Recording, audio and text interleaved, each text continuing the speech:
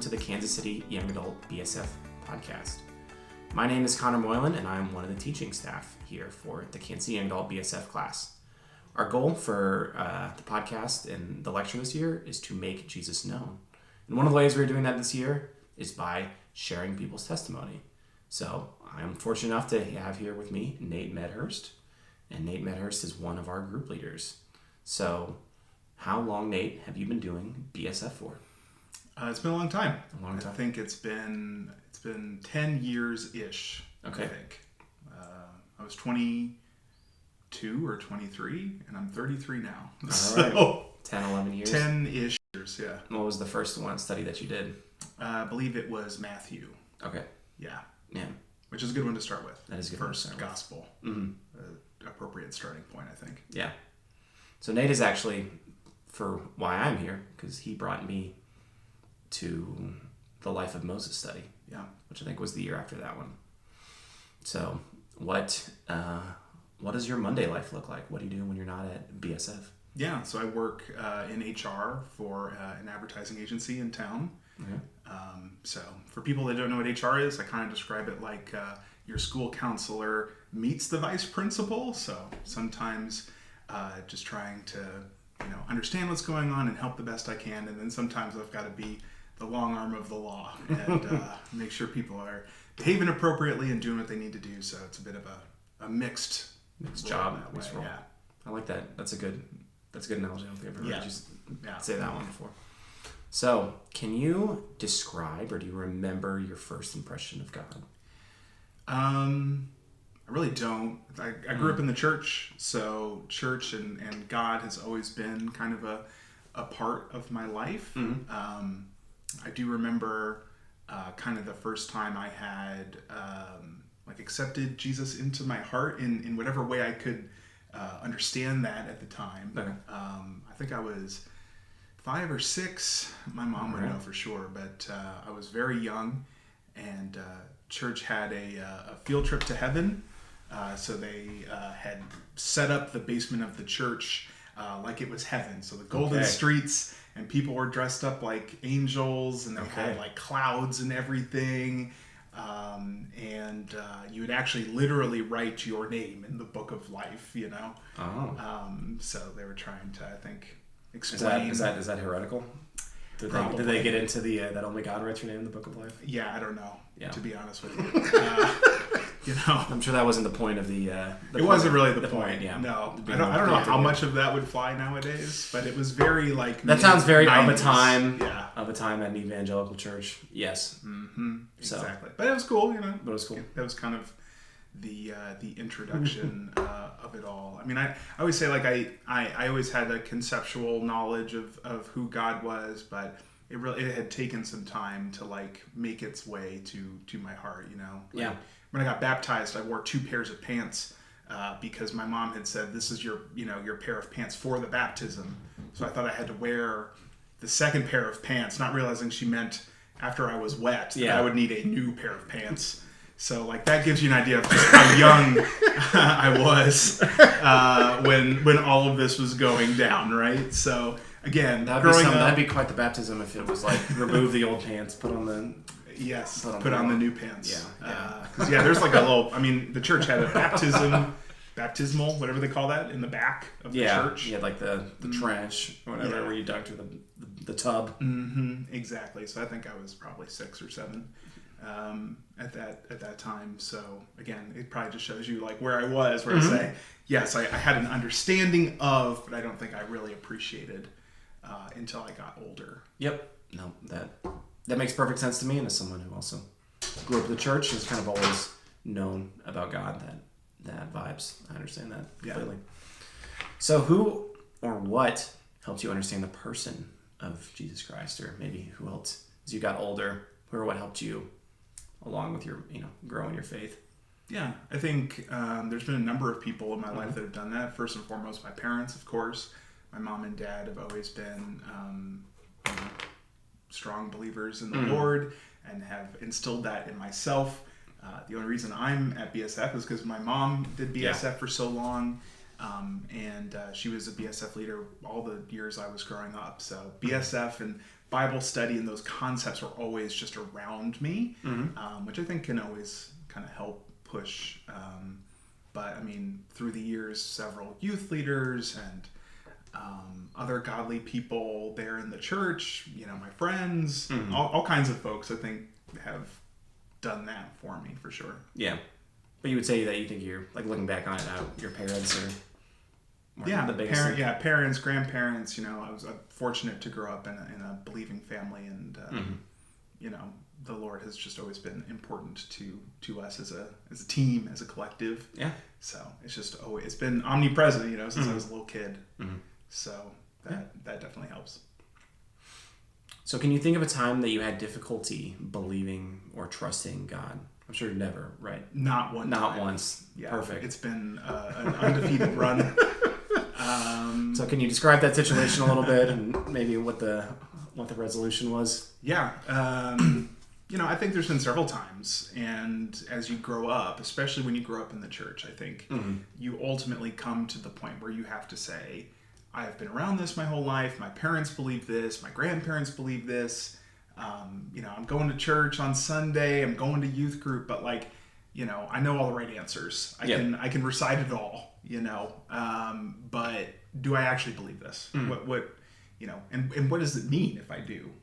What tangible change is there going to be in my life from all of that? Yeah. And so I think those thoughts really started to come together in high school. Right.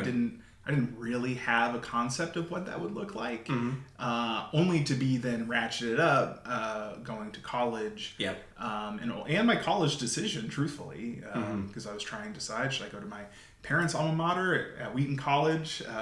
Very... Yeah, if you're not familiar with Wheaton College, it is like a hub of evangelical thought. Is probably what I would say. And so, yeah. Yeah, a well-known Christian college, well-respected. It's where my parents went, and it's where they met. Or do I go to the University of Kansas and hang out with this joker?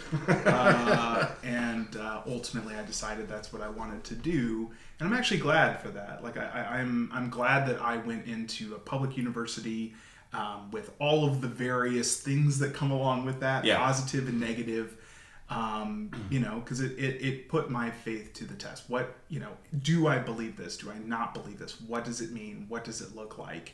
In a way where if I went to Wheaton, I just feel like, you're just a continuation of the bubble that I had been in. Not to say that is the right way or wrong way to do that. Everyone's journey is different. But for me, I've always felt like that was very important. So college was where I decided, you know what? Yes, I do believe this.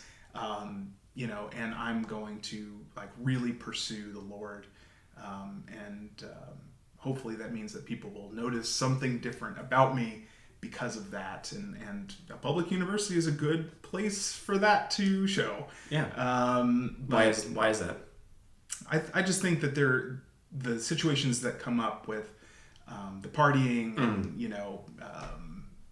the going to classes and the conversations that you can have with people based on what the teaching is and all of that. I just feel like you can, people will be like, oh, you are doing things differently than I think others, which is good. And so at that point I'm like, okay, I'm in, I'm trying, but still figuring it all out. And so then I enter the workforce, and along with entering the workforce, my mom had said, hey, Kansas City is going to start up this BSF class. It'd be great if you could go. And so at that point, I kind of started to come to BSF and get serious about studying the Bible, which I think is really, really important when you're also entering the workforce and your entire world is changing. Yeah. You're trying to figure out what does life look like now? It's always been dictated to me, through school, through my parents, but now I'm not on my own, but also I'm an adult. I have things I have to do. Yeah. And so the job that I had, I went through a lot of difficulty that first job, and that was, I think, a big turning point as well for me.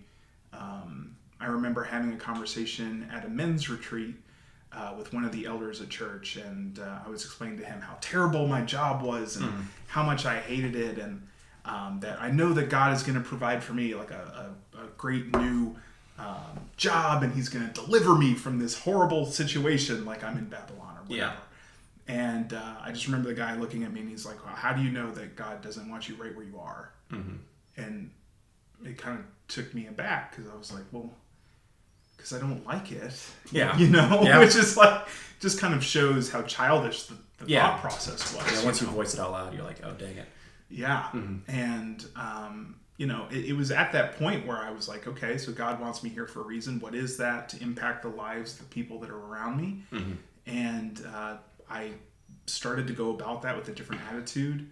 And it wasn't that long after that my current employer reached out and I got a new job. So it always felt like a very clear, like God wanted me to learn to rely on him, that it's not about my own comfort. And it's unfortunately something I have to constantly learn. But, you know, to me, it was just a good example of God showing me something in my life that needed to change.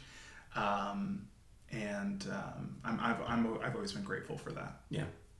Yeah, thank you for sharing. Yeah, and like I mean I feel like that is often true in people's stories of like when you want something, but it's almost like once you like mentally can give it up or give it back to God, like he often rewards people with that anyways, but like it's on God's terms instead of your own terms. I can definitely think of times where that's been true in my life, and that's the Bible's littered with examples like that. Yeah. So yeah.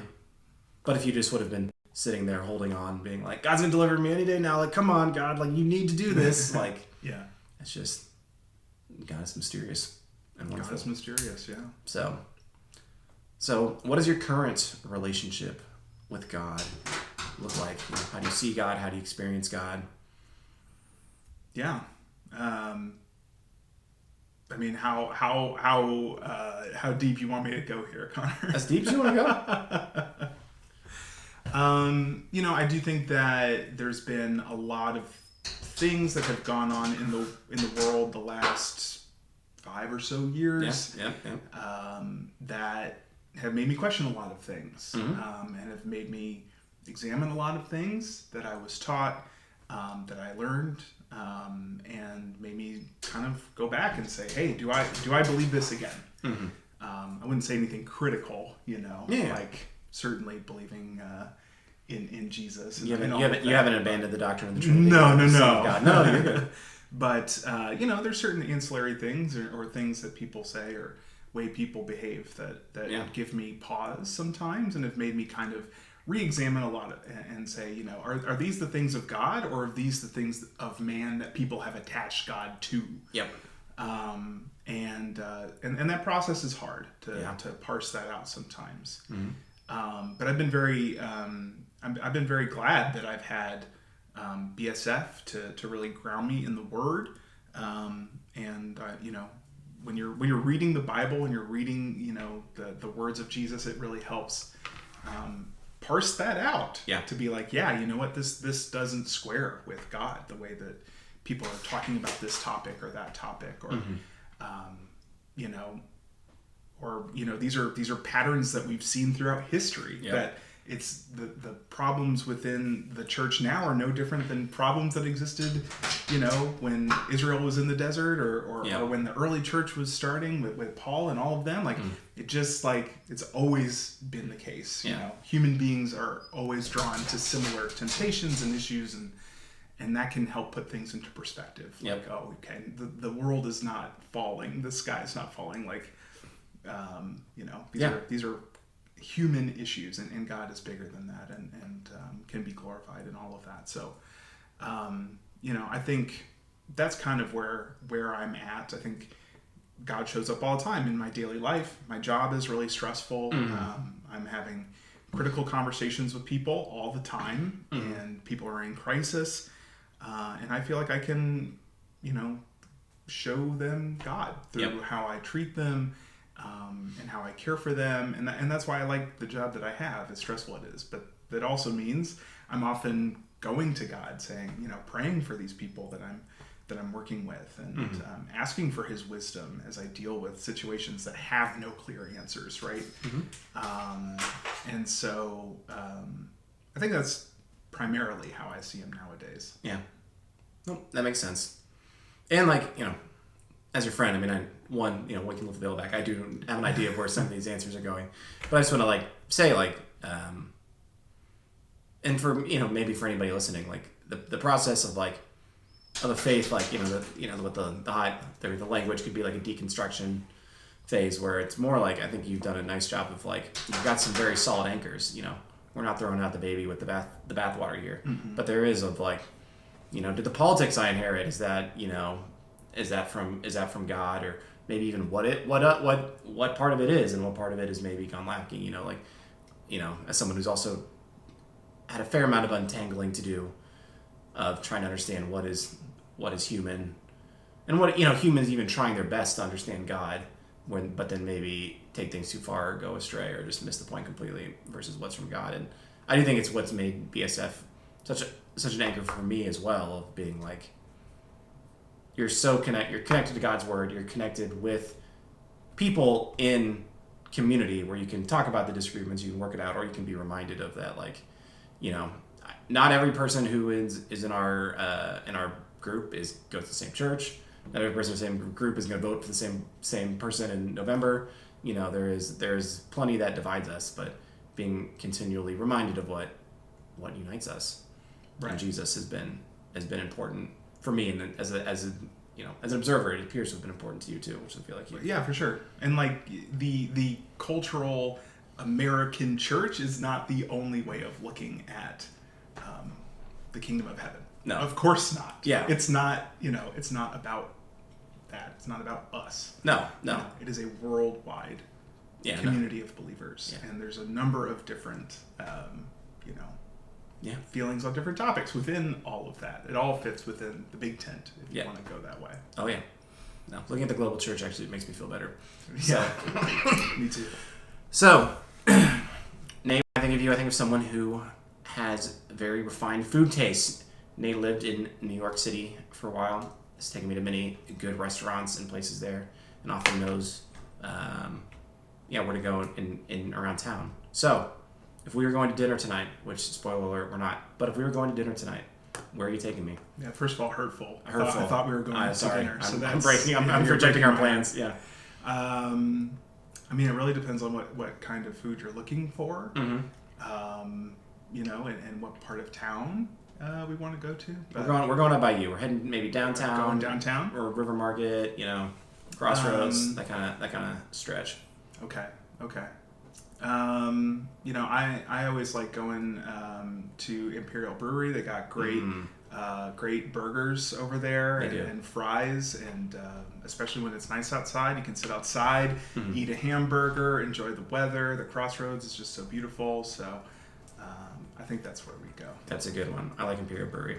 And if you like trying different beers, Imperial Brewery has the biggest flight pours I've ever seen in my life. They fill up half a beer for your flight, and you're like, okay, this is all I need. So the more you know. The more you know.